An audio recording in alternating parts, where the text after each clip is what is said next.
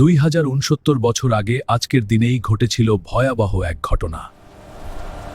পৃথিবীর সবচেয়ে শক্তিশালী মানুষকে তার নিজের বন্ধুরাই 23 বার ছুরি মেরেছিল। এটা কোনো সিনেমা না, এটা সত্যিকারের ইতিহাস, যা আজকের এই দিনেই ঘটেছিল। Julius Caesar, Ides of March. আজই সেই দিন, গল্পটা শুনুন।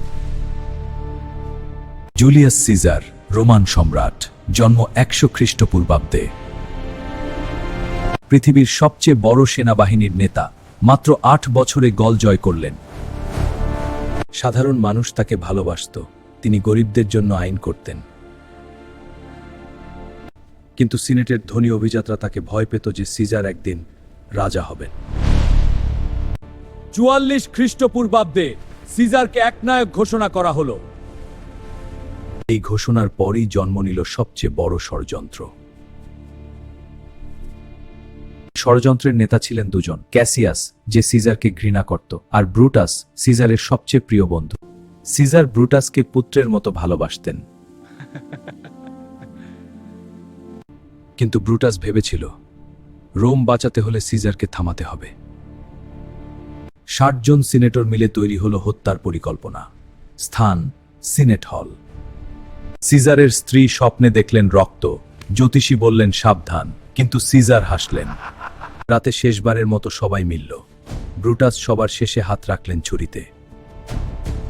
পরের দিন সকাল, 15 মার্চ।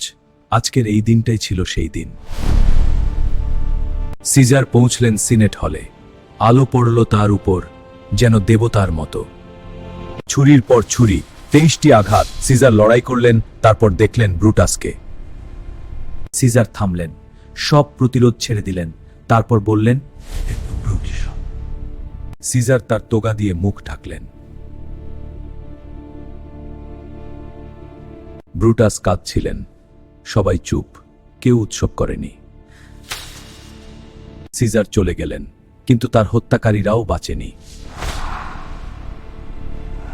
সিজারকে হত্যা করে প্রজাতন্ত্র বাঁচানোর যে চেষ্টা ছিল, সেটা ইতিহাসের সবচেয়ে বড় উল্টো ফল হলো। সিজারের প্রভাব আজও আমাদের জীবনে আছে। জুলাই মাসের নাম তার নাম থেকে, কাইজার, জার, সবই সিজার। আর এট্টু ব্রুট আজও বিশ্বাসঘাতকতার সবচেয়ে বড় প্রতীক। আজকের এই দিনে 2069 বছর আগে পৃথিবী বদলে গিয়েছিল একটি বিশ্বাসঘাতকতায়। মানুষের স্বভাব 2000 বছরেও বদলায়নি। কমেন্টে বলুন, ব্রুটাস কি ঠিক ছিল? আজকের দিনে ইতিহাস জানুন প্রতিদিন। লাইক করুন, শেয়ার করুন, ফলো করুন।